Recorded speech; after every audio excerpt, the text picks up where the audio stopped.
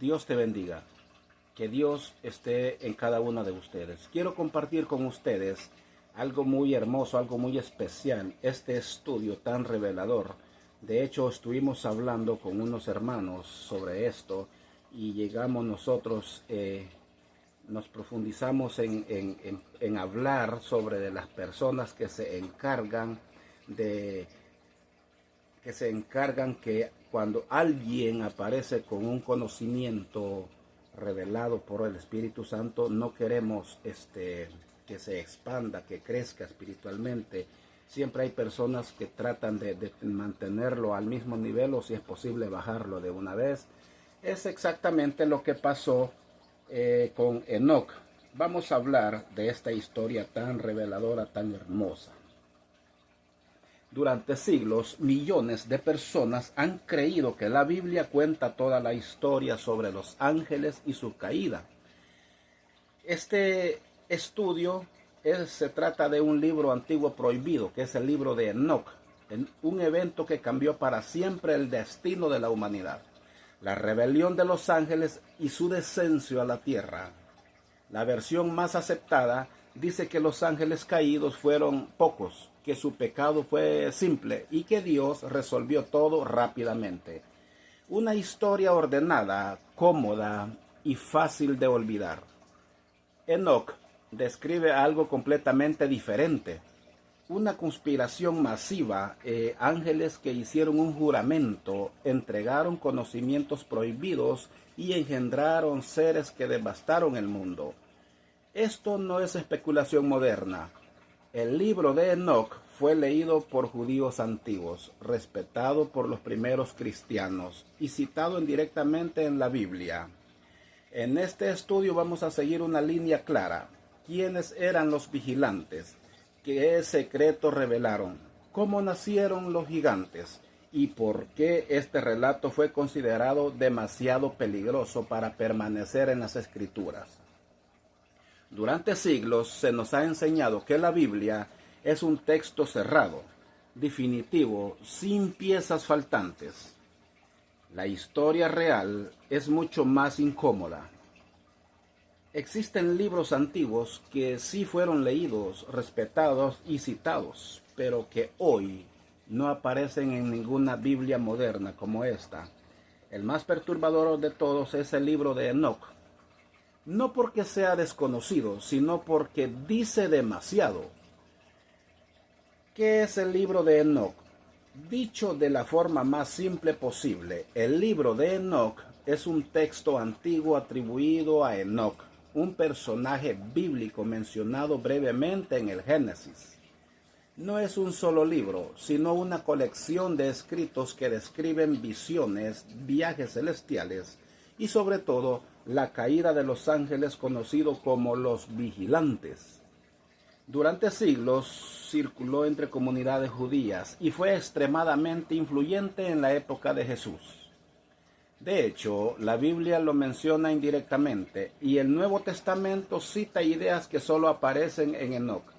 Sin embargo, no hay casi nadie lo ha leído, no porque se haya perdido, sino porque fue apartado deliberadamente. Para entender su importancia, pensemos en esto. Imagina que encuentras un diario antiguo que explica un evento histórico desde adentro, nombres, motivos, consecuencias, y luego descubres que ese diario fue retirado porque contradice la versión oficial. Eso es exactamente lo que ocurre con Enoc. Mientras otros textos hablan de la caída del mal de forma abstracta, Enoc da detalles, fechas simbólicas, jerarquías, actos y castigos. No deja espacio para interpretaciones cómodas o fáciles. ¿Por qué esto importa? Porque el libro de Enoc no cambia un detalle menor, cambia el origen del mal, del caos y del juicio divino. Eso lo hace peligroso. ¿Por qué fue excluido del canon bíblico? La respuesta corta es no por falta de popularidad. La respuesta real es más inquietante. El libro de Enoc fue excluido porque rompía con la narrativa que se estaba institucionalizando. A medida que la iglesia fue descendiendo y decidiendo qué libros iban a poner, Enoc planteaba varios problemas.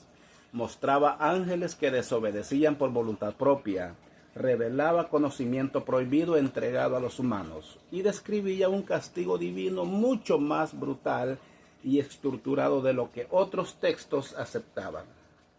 Además, Enoc no hablaba en metáforas suaves, nombraba culpables, daba nombres de ángeles, describía sus crímenes y explicaba cómo ese pecado afectó directamente al mundo humano.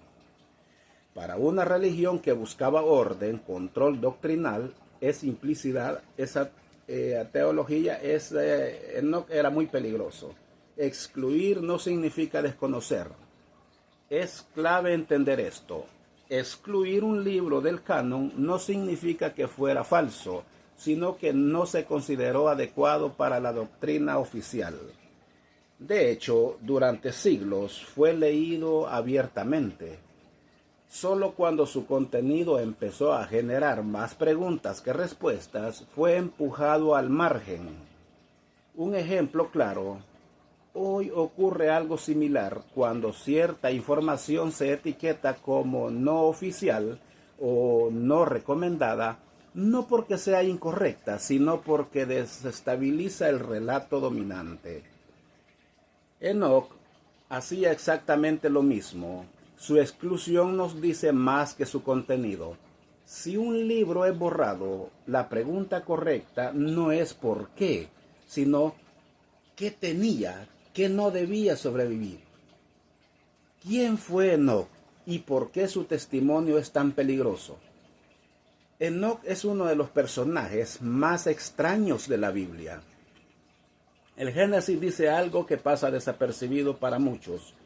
Enoc caminó con Dios y desapareció porque Dios se lo llevó. No murió. Interesante. No enfermó. Simplemente desapareció. Interesante. Ese detalle por sí solo ya lo separa del resto de la humanidad. El libro de Enoc amplía esta frase enigmática y afirma que Enoc fue llevado al cielo, donde recibió visiones que ningún otro humano había visto. Vio el funcionamiento del cosmos, el juicio final, el destino de las almas y el crimen de los ángeles. ¿Por qué su testimonio es distinto? Porque Enoc no habla como un profeta que escucha una voz. Habla como un testigo. Describe lo que vio, lo que oyó y lo que le fue mostrado directamente. Eso convierte su relato en algo mucho más difícil de ignorar o de controlar. Piénsalo de esta manera. No es lo mismo que alguien te cuente una historia que haber estado presente. Enoc afirma haber estado allí. Ese es el verdadero problema y peligro. Un testigo no interpreta, un testigo expone, que revelaba que no debía ser leído. Aquí llegamos al núcleo del problema. El libro de Enoc revela que el mal en el mundo no surgió solo de la desobediencia humana, sino de una intervención directamente del cielo. Ángeles que rompieron su juramento, enseñaron conocimientos prohibidos y alteraron el equilibrio de la creación. Eso cambia todo. Por eso no aparece en la Biblia. Cambia el origen del caos, cambia el motivo del diluvio. Si Enoc es cierto, entonces la historia oficial está incompleta o es una versión suavizada. Cuando un texto antiguo te obliga a replantear los cimientos de tu fe, ese texto se vuelve peligroso. Pero lo que Enoc revela no termina en un libro prohibido, porque si los ángeles cayeron, ¿quiénes eran realmente esos seres? Enseguida vamos a hablar de esto. ¿Quiénes fueron los vigilantes y por qué su descenso a la tierra marcó el inicio de una corrupción imposible de detener? Antes del diluvio, antes del juicio y antes de que la historia humana fuera marcada por la destrucción, el mundo era radicalmente diferente. El libro de Enoc describe una era olvidada, un tiempo en el que el cielo y la tierra no estaban completamente separados. No era un paraíso perfecto, pero sí un mundo en equilibrio. Un equilibrio frágil, a punto de romperse. ¿Cómo era la humanidad según Enoch? Enoch dice que los primeros humanos eran como seres simples, longevos y aún conectados con el orden original de la creación. No existían imperios, religiones organizadas, ni guerras masivas como hoy. La humanidad vivía cerca de la tierra, entendía los ciclos naturales y aún no había sido corrompida por conocimientos que no estaban preparados para manejar. Para entenderlo mejor, imagina una civilización que aún no conoce la mentira sistemática, la violencia estructurada ni la ambición desmedida. Los humanos cometían errores, sí, pero no habían cruzado ciertos límites. No fabricaban armas avanzadas, no manipulaban fuerzas que no comprendían. ¿Por qué esto es importante? Porque establece un punto de partida claro. El mundo no estaba condenado desde el inicio. La corrupción no era inevitable. Algo externo tuvo que intervenir para romper ese estado inicial. Y esa intervención no vino de los humanos. ¿Qué significa que convivían? Según Enoch, los ángeles, en especial los vigilantes, no eran identidades distantes o simbólicas. Descendieron y habitaron la tierra, observaron a los humanos y se relacionaron directamente con ellos. El cielo no era un concepto abstracto, era una realidad accesible para ciertos seres. Un ejemplo sencillo. Piensa en maestros que poseen un conocimiento muy superior al de sus alumnos. Mientras respetan los límites, el aprendizaje es seguro. Pero cuando esos límites se rompen, el daño es irreversible. Los vigilantes no solo observaron, intervinieron, enseñaron, guiaron, luego cruzaron una línea que no tenían que haber cruzado. Aquí nace el verdadero conflicto. Esta convivencia explica por qué el desastre posterior fue tan grande. No se trató solo de pecado humano, sino de una mezcla antinatural entre lo divino y lo terrenal.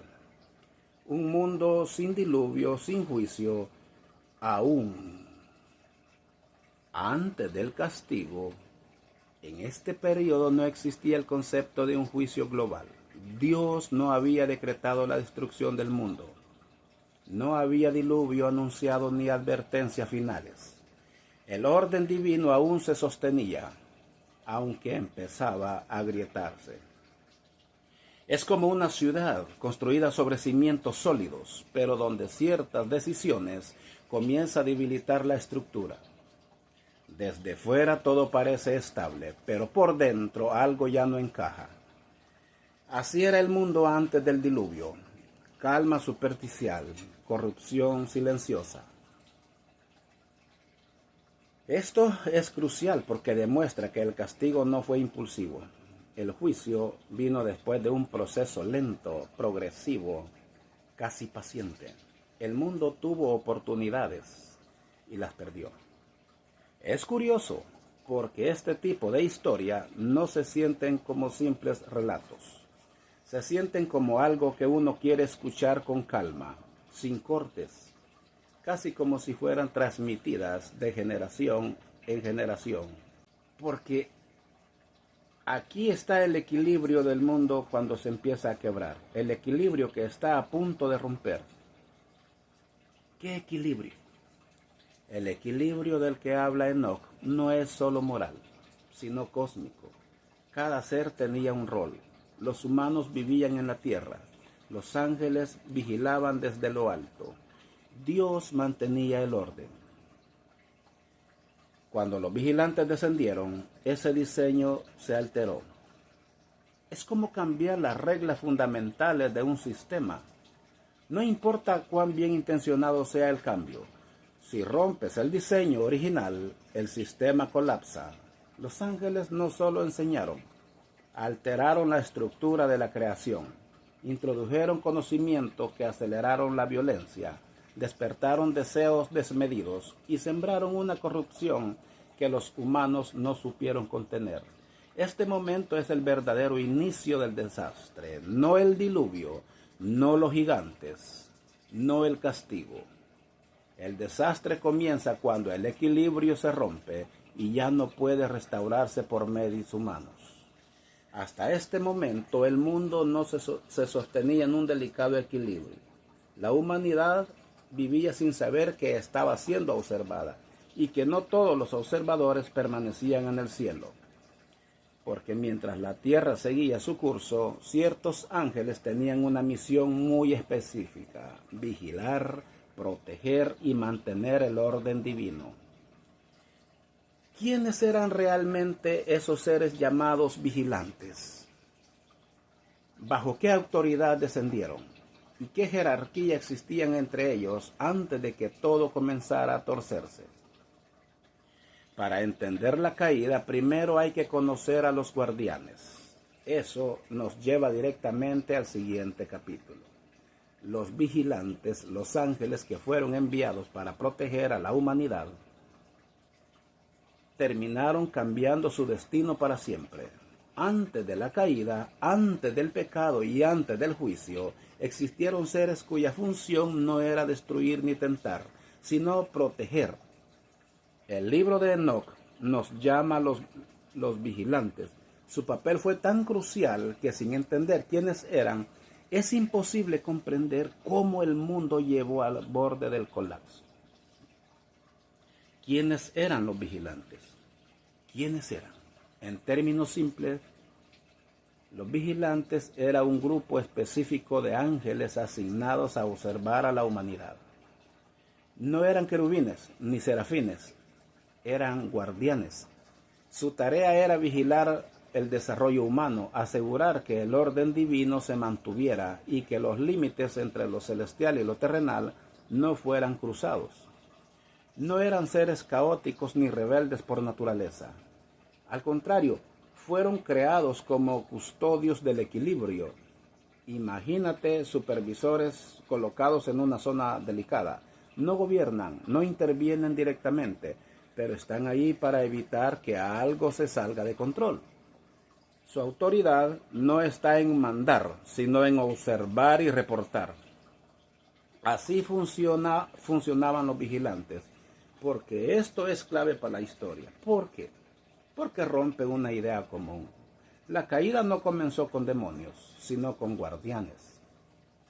Seres creados para proteger fueron los mismos que más adelante provocarían el mayor desastre espiritual jamás registrado.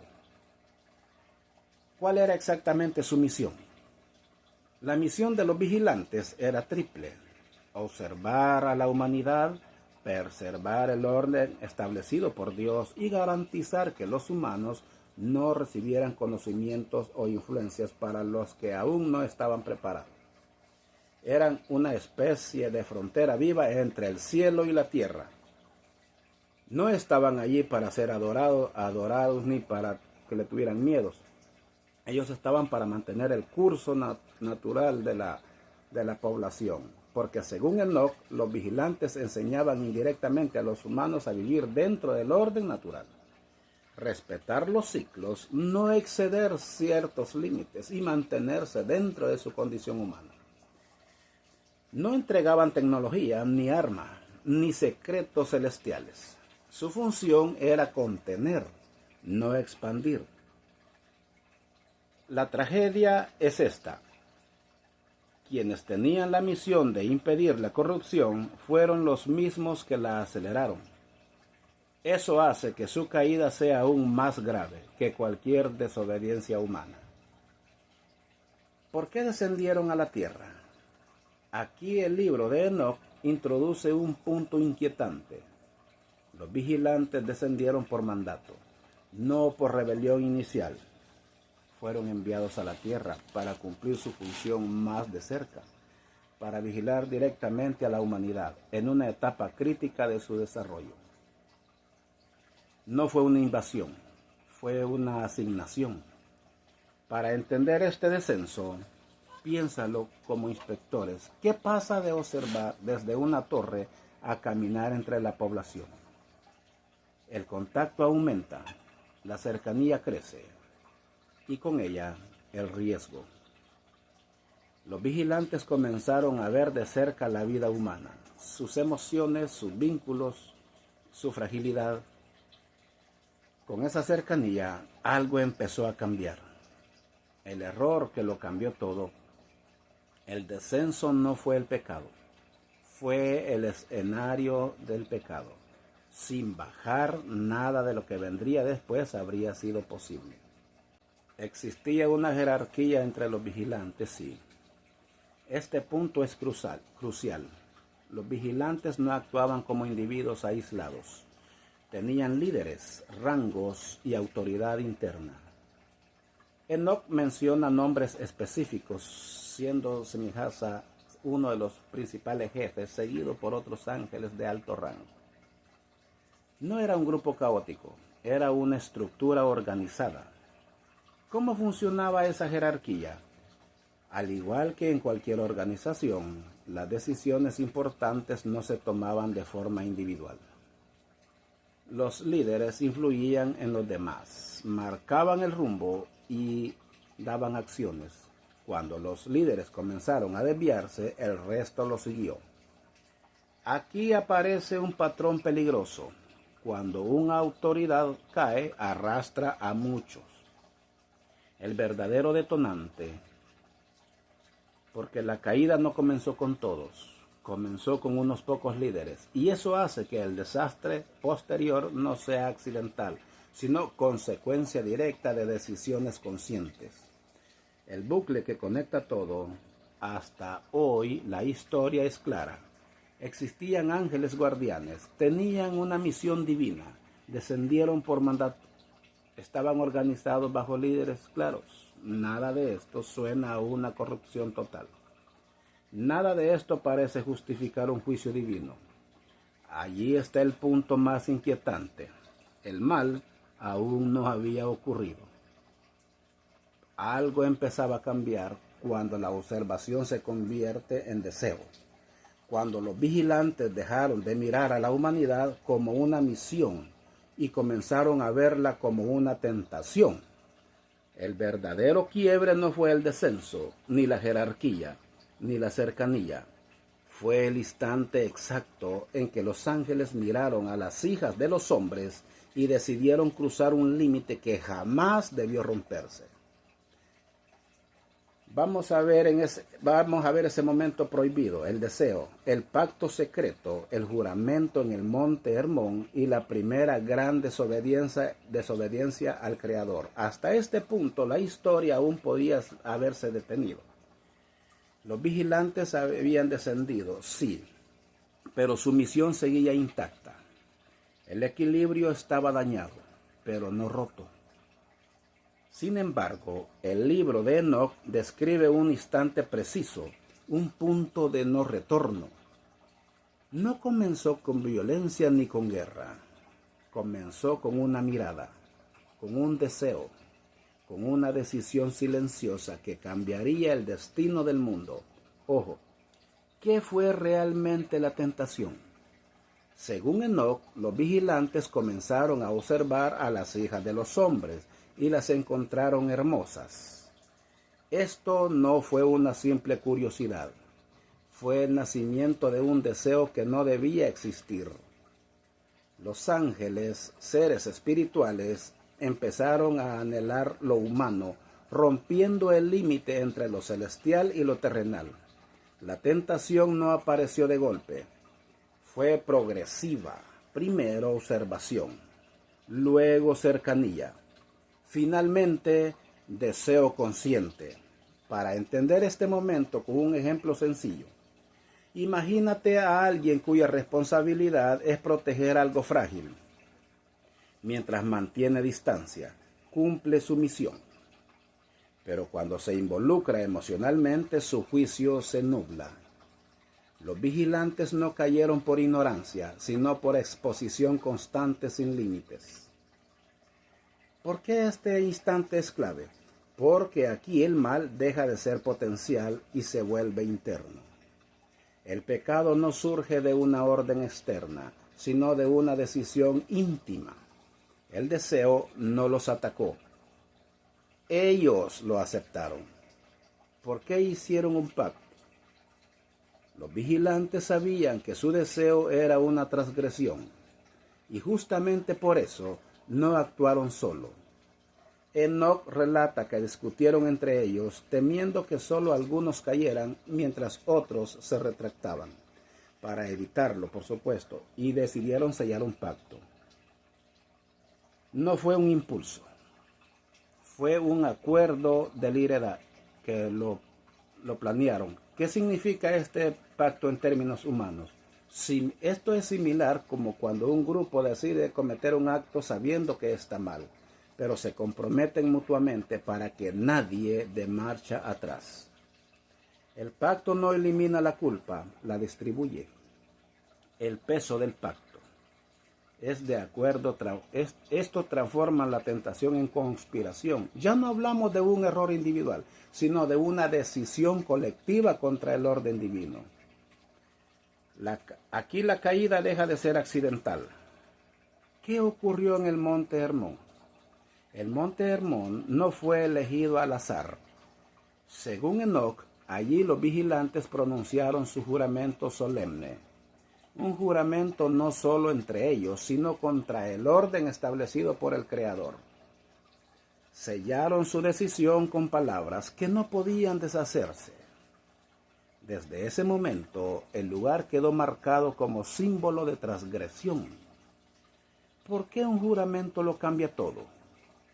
Un deseo puede combatirse, un pensamiento puede desaparecer, pero un juramento ata, es convertir una intención en destino. Los vigilantes se ataron unos a otros, asegurándose que ninguno retrocediera, incluso sabiendo las consecuencias.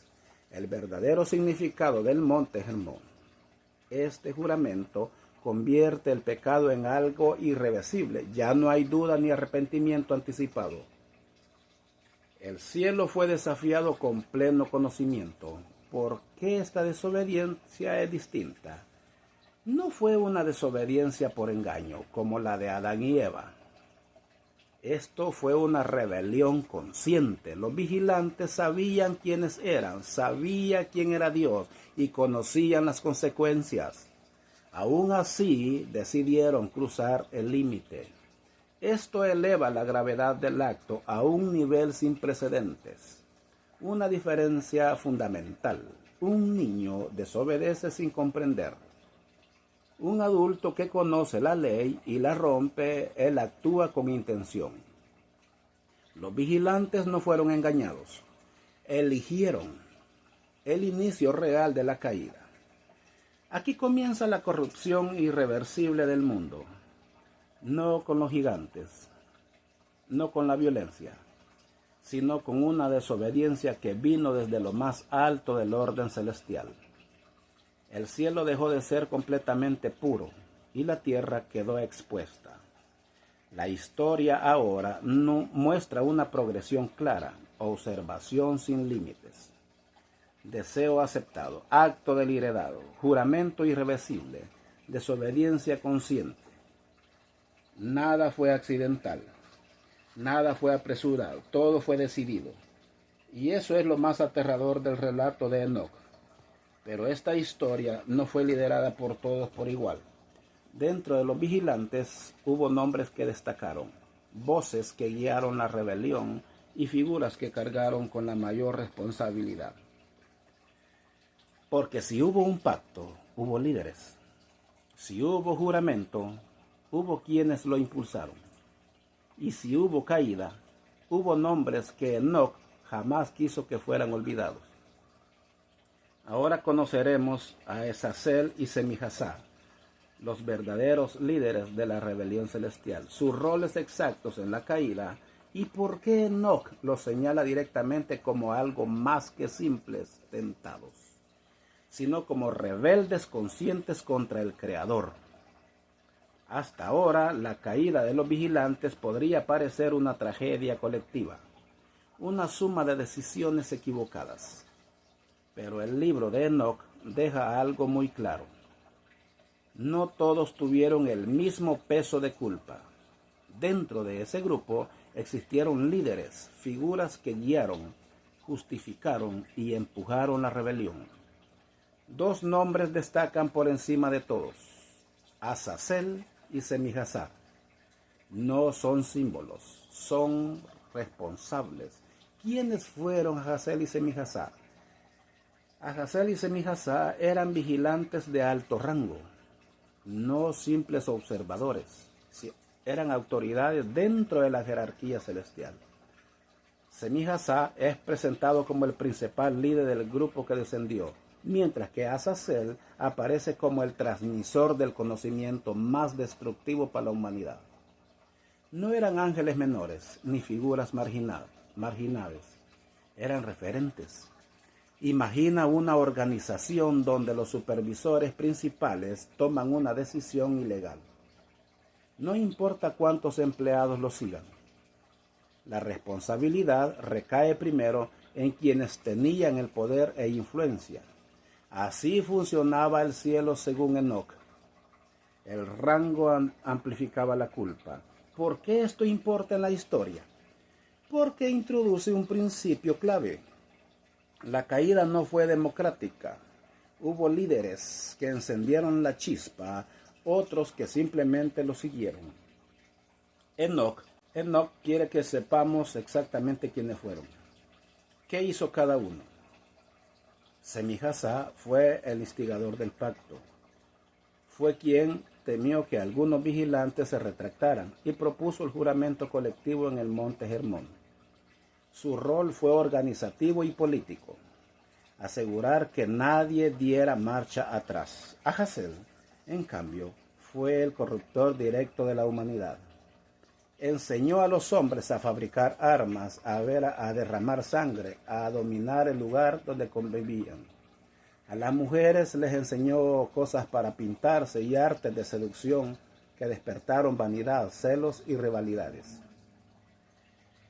¿Cómo se manifiestan estos roles? Uno crea la estructura del crimen, el otro ejecuta el daño. Uno asegura la lealtad interna, el otro provoca el colapso externo. Juntos forman una rebelión completa, tanto contra Dios como contra el equilibrio humano. El impacto real de sus acciones: sin Semijasá, quizás no habría habido pacto. Sin Azazel, quizás la humanidad no se había corrompido tan rápido. La caída necesitó un liderazgo para que fueran ejecutados, y ambos estuvieron presentes. ¿Por qué Enoc los nombra directamente? En textos antiguos, nombrar era exponer. Enoc no habla en abstracto porque no quiere que la culpa se diluya. Nombrar a Azazel y Semijasá es una forma de dejar registro eterno de su traición. No son metáforas del mal, son individuos responsables. Enoc mencionó estos nombres porque él era un hombre justo y él no quería ocultar nada. Precisamente eso es lo que pasa hoy en día. Cuando se levanta alguien con un conocimiento, dicho conocimiento sea muy bueno para el cristianismo. Siempre vienen unos líderes tratando de mantener al mismo nivel, que ese conocimiento no avance.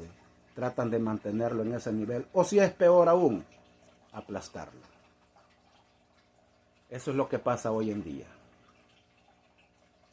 Y es por eso que el libro de Enoc no aparece en la Biblia. Porque hubo decisión humana que no apareciera en la Biblia. Porque Enoc no escondió nada. Todo este estudio lo tengo preparado y es como 1 hora y media. Y por ser mucho tiempo, nada más me quedo hasta aquí con ustedes. Que Dios los bendiga. Espero que les haya interesado este poderoso estudio, este conocimiento que Enoc tenía y de hecho pues fue levantado al cielo. Muy interesante. Que Dios te bendiga, donde quiera que te encuentres.